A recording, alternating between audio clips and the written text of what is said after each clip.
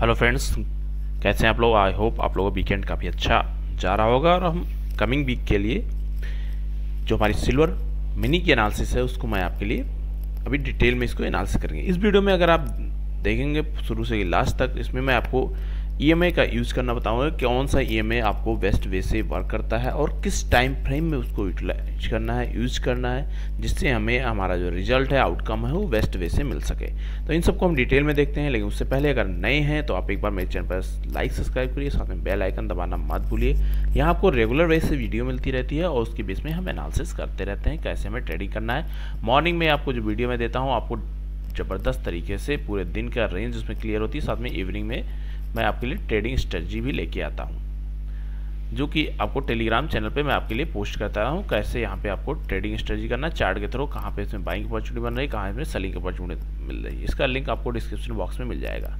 हम चलते हैं चार्ट पे। चार्ट का जो हमारा लेवल है, अगर इसको बात करते हैं, सबसे पहला जो हमारा रेंज होता है, हमारे पास सपोर्ट रेजिस्टेंस मार्क करने का होता है। सपोर्ट रेजिस्टेंस की अगर बात करते हैं तो नीचे का जो हमारा सपोर्ट यहाँ बनता हुआ दिख रहा है 71,900 के आसपास है। अभी अगर ये 900 को रिस्पेक्ट करता हुआ चल रहा है तो इसका मतलब है मार्केट अभी वीकनेस में आया तो है, लेकिन इतना वीक नहीं हुआ है कि इसको ब्रेक करके नीचे सस्टेन कर जाए। जब तक ये इसके नीचे नहीं जाता हमारे लिए सेफ साइड रहेगा, ऊपर की तरफ आप बने रह सकते हैं। मेन इंपॉर्टेंट यहाँ पे है कि सिल्वर मिनी का जो इंडियन है एमसीएक्स में है, इसमें अब इसने इंगल्फ नहीं किया है, लेकिन इसके कंपैरिजन में अगर आप देखते हैं कॉमेक्स में, न्यूयॉर्क एक्सचेंज में जो ट्रेडिंग होती है, अगर वहाँ देखेंगे तो इसने लगभग इंगल्फ करने की क्लोजिंग किया है। लेकिन अगर ये लास्ट वीक है इसकी क्लोजिंग हो जाती है उसी पैटर्न में, तो मार्केट के लिए थोड़ा वीकनेस बढ़ने के चांसेस रहेंगे। अगर ऊपर की तरफ अगर आप यहाँ से देखते हैं तो फर्स्ट यहाँ पे जो ऊपर की तरफ कैंडलस्टिक पैटर्न के बेस में बनता हुआ दिख रहा है वो है हमारे पास 77,500 के आसपास का लेवल। और इसके बाद अगर हम थोड़ा और नीचे आते हैं तो हमारे लिए 75,000 के आसपास, 75,500 के आसपास कुछ यहाँ पे रेजिस्टेंस फेस भी करने को मिल सकता है। और नीचे इसके लिए चलेंगे तो मार्केट के लिए भी 70,000 का लेवल एज ए सपोर्ट का काम करने वाला है। तो मार्केट अभी वीकनेस पे तो है, लेकिन हम इतना इसमें नेगेटिव भी नहीं जाने वाले हैं कि मार्केट अभी आपको 70,000 टच करने वाला है। हमें यहाँ पे एक रेंज में ट्रेडिंग मिलने वाली है, जैसा कि मैंने आपके लिए लास्ट वीडियो में भी बताया था। अब हम इसके बाद वीकली टाइम फ्रेम में देख लेते हैं फ्रेंड्स। वीकली टाइम फ्रेम में अगर देखोगे तो लास्ट वीक हमारी एनालिसिस थी कि मार्केट एक रेंज में फंसा हुआ है, इसको थोड़ा पॉज लेना चाहिए। अब इस कैंडल का अगर आप मूव देखते हैं, केवल ये 200 पॉइंट ऊपर और नीचे किया।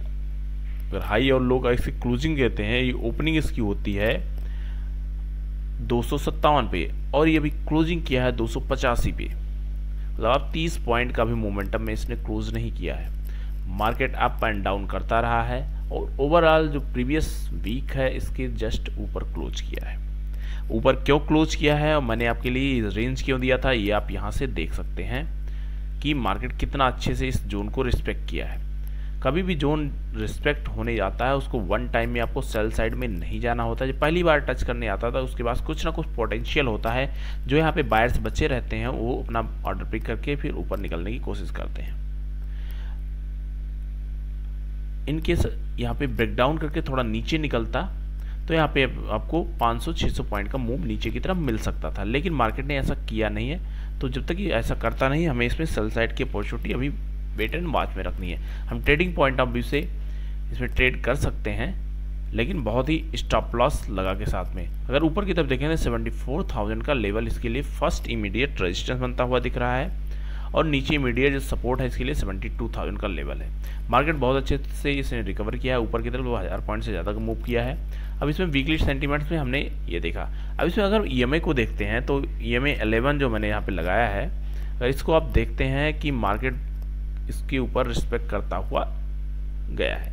अभी इसने इसके आसपास भी सपोर्ट ले रहा है, लेकिन इसका हम बेस्ट यूज़ जो हमें करना है वो हम करेंगे डेली टाइम फ्रेम में और 4 आवर टाइम फ्रेम में। डेली टाइम फ्रेम में अगर फ्रेंड्स हम इसको देखते हैं तो आपको 2 कंडीशन यहाँ पे अप्लाई करनी है। जब मार्केट ट्रेंडिंग होता है तो ये एक्सपोनेंशियल मूविंग एवरेज है, जनरली ये इसको फॉलो करता हुआ चलता है। और उसके बाद में जब ये सपोर्ट रेजिस्टेंस जो मैं ड्रा करता हूँ उसके आसपास ये इसके पास अप एंड डाउन कर रहा है। जब इसने इसको ब्रेकडाउन किया है, ब्रेकडाउन करने के बाद में लगभग इसने 76 के आसपास ब्रेकडाउन किया और उसके बाद 72 तक इसने टच किया है, लेकिन इसके साथ में हमें कंफर्मेशन क्या हुआ, एक तो हमारा ईएमआई का ब्रेकडाउन हुआ, दूसरा यहाँ पे इम्पॉर्टेंट है कि जो रेजिस्टेंस बना हुआ था, मार्केट एक जोन बना हुआ था, उसका भी ब्रेकडाउन नीचे की तरफ हुआ।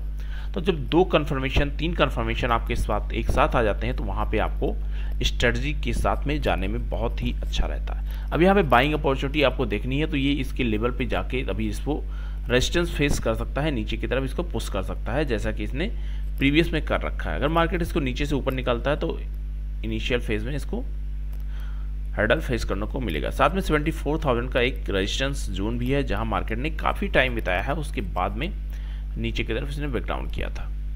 तो ये सारी यहाँ पे भी काम करने वाले हैं। अब इसके लिए रेंज जो है 74 से लेकर 72 की रेंज यहाँ पे बनती हुई दिख रही है डेली टाइम फ्रेम में। अब यहाँ पे देखते हैं क्या कोई और सपोर्ट रेजिस्टेंस बनता हुआ दिख रहा है। तो यहाँ अगर हम देखते हैं जो हमने ड्रा कर रखा है वीकली टाइम फ्रेम में, ऑलमोस्ट सिमिलर प्राइस सेक्शन पे यहाँ पे वर्क करता हुआ दिखाई पड़ रहा है। अब इसके बाद में हम एक स्टेप और चलते हैं डेली टाइम फ्रेम में। फ्रेंड्स, आपको ईएमआई का यहाँ पे ऊपर से रेजिस्टेंस फेस करने को मिल सकता है, थोड़ा ये नीचे पुश कर सकता है। अब यहाँ पे अगर आपको बाइंग की अपॉर्चुनिटी देखनी थी तो 72,000 पे आपको बाइंग अपॉर्चुनिटी देखनी चाहिए छोटे अमाउंट के साथ में। फिर जब ये रिटेस्ट करने आया था उसके बाद में आपको थोड़ा अमाउंट यहाँ पे प्लस करना था। अब यहाँ पे हम नेक्स्ट देख लेते हैं कि हमारे पास जो 4 आवर्स सेटअप है इसमें क्या मूव बनेगी। 4 आवर्स सेटअप में फ्रेंड्स ईएमआई का अगर आप यूज करते हैं तो यहाँ आप देख सकते हैं ट्रेडिंग के लिए बहुत अच्छा रहता है। सपोर्ट रेजिस्टेंस साथ में अगर आप ईएमआई को फॉलो करते हैं तो आपको डेफिनेटली यहाँ पे थोड़ा सा विनिंग रेशियो बढ़ जाता है, लेकिन सबसे अच्छा वर्क आपको सपोर्ट रेजिस्टेंस और कैंडलस्टिक ही करती हुई दिखाई पड़ेगी।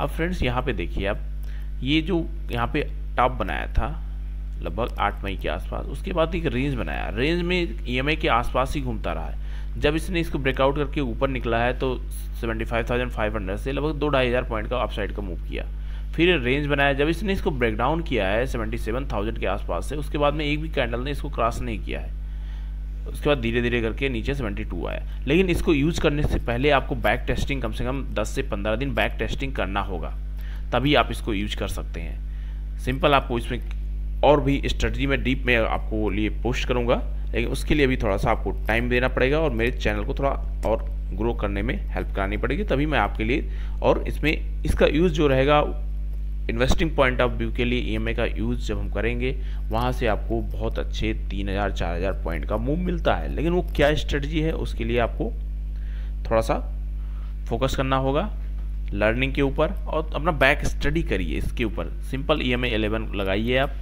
आपको बैक टेस्टिंग करिए और उसके बाद में इसमें देखना है कि हम किस तरह से वर्क करने वाला है। इसका जो बाय डिफ़ॉल्ट सेटिंग रहती है EMA 9 की होती है, उसके बाद में आपको इसको टिक करना होता है, या फिर आप यहाँ पे जा सकते हैं EMA की जो सेटिंग होती है, सेटिंग में जाएंगे, सेटिंग में जाने के बाद में आपका लेंथ आती है, लेंथ में आपको 11 कर देना है। और भी आपको कुछ चेंज करना है, स्टाइल में जाकर कलर वगैरह आप चेंज कर सकते हैं, आप ऊपर है विजुअलिटी आपको कैसे रखनी है वो आप अपने हिसाब से चेंज कर सकते हैं। तो ये सारी चीज़ें इसमें सेटिंग्स रहती हैं जो चेंज हो सकती हैं, आप अपने हिसाब से कर सकते हैं जो भी आपको बेस्ट और सूटेबल लगे। अल्टीमेटली जो हमारा मेन गोल है कि हमें प्रॉफिट में रहना है, तो EMA का यूज करिए, आप लर्न करिए इस वीक में। अगर आपको लर्निंग अच्छी रहती है तो नेक्स्ट वीक में अगर आप कमेंट करते हैं तो मैं आपके लिए इसके ऊपर थोड़ा सा और डिटेल में वीडियो आपके लिए लेके आऊँगा। और यहाँ पे हम रेंज की अगर बात कर लेते हैं तो अभी रेंज इसकी रहने वाली है फ्रेंड्स 71,000 इसके लिए फर्स्ट सपोर्ट रहेगा।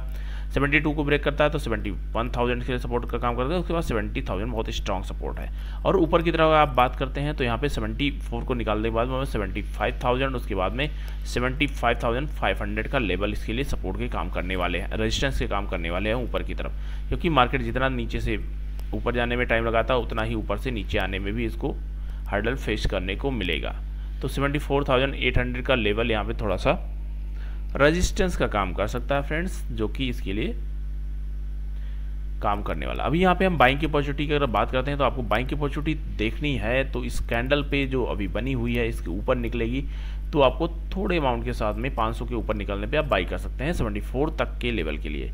इन केस ये 74 को ब्रेक करता है तो वहाँ से आपको थोड़े बड़े मूव डाउन साइड के लिए देखने को मिल सकते हैं, जो कि दोबारा इसको 72 के आसपास लाने की कोशिश कर सकता है। तो ओवरऑल इसके लिए जो जोन रहने वाला है वो इसी जोन में मार्केट जहाँ से ब्रेक डाउन किया है 76 आपको मान लीजिए इसको 75,500 से लेके 71,000 इसी बीच में मार्केट क्लोज करता है, या फिर ये वीक भी मार्केट एक पॉज कैंडल बनाता है ओवरऑल ओपनिंग और क्लोजिंग बेस पे, तो यहाँ पे भी आपको एक अच्छे अमाउंट्स के साथ में जब भी पॉज लेता है, बैक स्टडी आप करेंगे तो उसके बाद में ट्रेंडिंग होता है, और ट्रेंडिंग जब होता है 2000 से 4000 पॉइंट का ट्रेंड ये दिखाता है। तो थैंक यू फ्रेंड्स, आप यहाँ पे सिल्वर मिनी में EMI का यूज करिए, माइक्रो में यूज करिए, जहाँ भी आप ट्रेड करते हैं कहीं भी आप यूज कर सकते हैं, लेकिन आपको उससे पहले बैक टेस्टिंग करना पड़ेगा।